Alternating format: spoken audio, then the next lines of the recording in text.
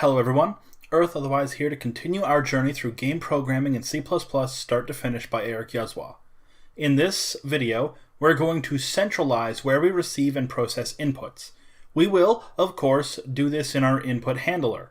We're also going to create a key map using our .ini file so that we can change what keys are attached to what actions without having to recompile our game or engine. First comes the centralization process. Currently, we ask for inputs in two places, our main loop and in our main menu. We must create a function that can be used in both of these places. Simple enough. First, we're going to go into inputhandler.cpp and we open GUI.cpp. We'll copy the switch statement from GUI over into input_quo, where it will replace our switch statement, of course remembering to keep what's already there for direct input. That takes care of where we're going to be checking for SDL events. Next, we need to have a key map that maps a key pressed to the function it calls. This way, the only thing from outside input handler that it needs will be the functions that will be passed in. To contain our functions, we're going to create two structs. A struct called otherwise input, which will contain the common items of the next two structs, namely a boolean called keyDown, which is set to false by default. Then we need a struct called oKey for otherwise object key, which will inherit from otherwise input and contain a void function pointer that takes no parameters. There will be another struct called oMouseButton or oButton, which will inherit from otherwise input and contain a function pointer that will take a glm vec2, which will require that we #include glm/glm.hpp into inputhandler.h. These structs will contain our functions through the use of function pointers. We're going to need to understand the basics of function pointers if we're going to use them. Essentially, a function pointer is a pointer that points to a function so that when the pointer is used, it calls the function. This is useful because we need a generic object that we can attach to each key that we can fill with whatever function we need to be there and potentially change what function is there. So, now that we have something to hold our functions, we need to create a pair of maps. One for keyboard keys and one for mouse buttons, since the functions that will be in those particular objects are different. We'll change our mKey map so that instead of having bools as the object, it'll have oKeys. We'll make a second map called mButtonMap, and it'll have oButtons instead of oKeys. The task was to read the key map from a .ini file. To do this, we need to determine if there is a key map in the file. Then we'll have to determine if a given key exists. Then we'll have to determine what functions are attached to that key. Since it's a text file, we'll also have to translate whatever strings we come across to SDL_keycodes and functions. For this, we'll have a void function called mapKeysFromFile. This function will take a reference to a string for the file path, then it will take a map of strings and unsigned integers, which will translate ini strings to SDL keycodes. Finally, it will take another map of that type called ini strings to functions, which will be strings and void function pointers with no parameters. The function will work as so. We create a vector of strings called initFileStrings. We need to #include initFileReadWrite.h because that's where we're going to create a new function, which will pretty much be a copy of readInitFile function. We'll create an unsigned int iterator for iterating through our vector of strings. Now we'll use a while loop to loop through the vector until the string is key map, meaning we're at the beginning of the key map. If the iterator is greater than the size of the vector, we'll throw an error called keymapError, which will say the keymap file, and then the file name, contains no labeled keymap, which means that the file we passed in to be our keymap doesn't contain one. When we find the key map, we'll move on to a loop that will continue until we've gotten to keymap end. We'll do another check to see if we've fallen off the end of the vector, throwing a similar error. In the loop, we'll define an unsigned integer new key to 0 and an O key object. First will be a letter. We'll use the same code as isKeyDown to loop through the map of INI strings to STL key codes. If we get a code, we'll set new key to it, or else we'll not have gotten a key on this line, and so we'll throw an error keymap syntax, where we'll say incorrect keymap syntaxed, no key where it is expected. Instead we got, and then we'll add the string that we got instead of the letter that we were expecting to get immediately underneath the beginning of keymap. So we loop the exact same way as before, but with init strings to functions instead. This time when we find what we are looking for, we'll set the OKey's function pointer to it, because that means we'll have found a string that is the equivalent to a function, and then we'll just pass the function in. We'll remember to change the name of the iterator that we're using to iterate through the map.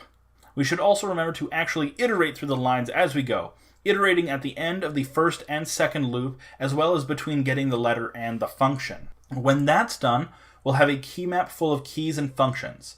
We'll do a second loop just like it, but for buttons. While we're doing this, I noticed a flaw. We need a custom unordered map for button functions. This is easy enough to do.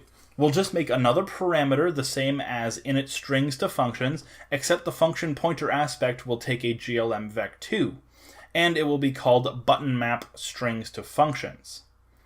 Next, we're going to have to be able to use them all. So in input queue, where we were before, we'll need to assign functions to the various inputs. Press key and unpress key work pretty well. We'll also need a press button and unpress button for the mouse. We'll worry about mouse motion later, and we don't need text input since we're probably not going to have a non-CEGUI text box in our game. What we do need to do is change press and unpress key to be like isKeyDown, because as they currently are, they'll create invalid function pointers if we press a key that isn't mapped. Well, we also have no need for isKeyDown, and we should create a press button and unpress button while we're changing these that will work the exact same as press key and unpress key. Which remind me, we never actually filled up the key map and button map. We should do that now with the code mkey and mkey button map, and then new key or new button is equal to new key or button function at the bottom of each while loop while we iterate. That is that's the syntax for adding a new key and thing that the key is attached to a map of keys. So now we have a map of keys that we got from the .ini file. So back in GUI, we no longer need input GUI since that'll be handled by our input handler. What we do need is a set of functions to pass to our input handler and to actually pass them in our init function. First part is simple. When we copied the switch statement from CEGUI, we left the code that was called by the switch statement alone, so it's just sitting in our input handler. We'll quickly make public functions in GUI for each of key up, key down, mouse motion, text input, mouse button down, and mouse button up. All will take an event reference as a parameter, will return void, and will have the respective line of code from the switch statement of our init handler put into the appropriate functions. All except decode input text, which we already did this for. I'm also going to change all variables named event into event, as event is a component extension of C++, and we shouldn't be using stuff that's already reserved. Then I'm going to include GUI in input handler.h and add a pointer to it as a member variable. It'll be passed in the init function, and I'll make and then the proper functions will be called in the input quo if GUI isn't a null pointer. Now would be a good time to create that read file function. We're going to copy read init file, change the name, add a string parameter, and input that string instead of the hard-coded init.txt. It should be init.ini, but txt works just as well. Then we're going to take care of the errors on our button presses in the input quo. We'll add a second parameter of glmvec2 with event.button.x and event.button.y, so that those can be passed into the functions that are kept as what will happen when we click mouse buttons. Now for the end result. We will create a function above main that we can pass into our input handler called simple function. The current functions that we are using in the input loop in main are a bit too tangled into the objects in main itself to be used for this function without an overhaul. Now we need to create two maps in main and pass them into our input handler. The first is an unordered map of strings and unsigned ints called strings to SDL key codes. The second one will be another unordered map of strings and function pointers. Into the first map will go the string t and the unsigned int SDLK_t. Into the second map goes cout press key and a pointer to simple function. We'll also need to call the new init and map keys from file functions in input handler. We need to call those in main. For the section function, we'll need another map of strings to button functions. We also need to add a key map to our .ini file that goes like this.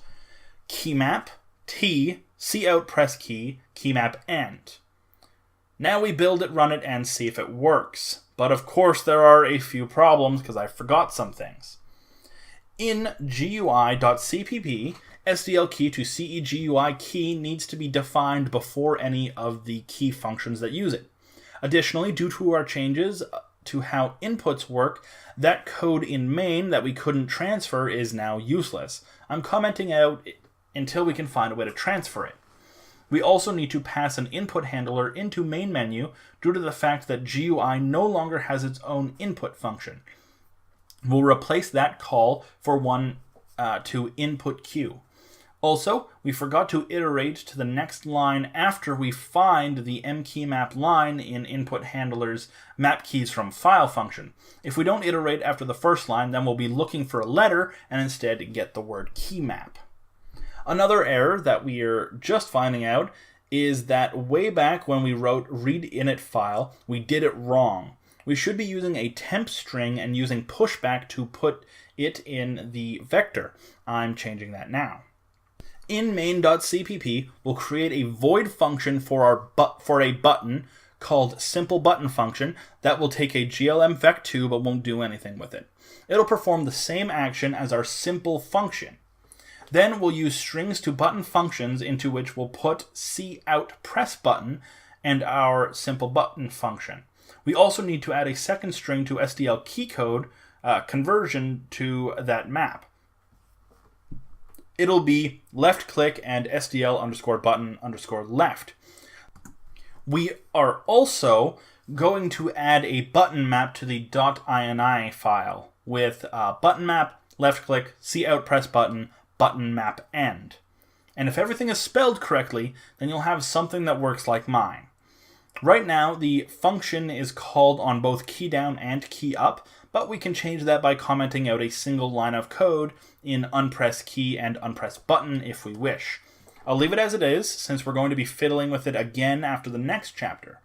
Anyways, if you have any questions, which I know a lot of this might have been confusing, just leave them on this video, and I'll see what I can do to help you out. This has been Earth.Otherwise. Thank you for watching.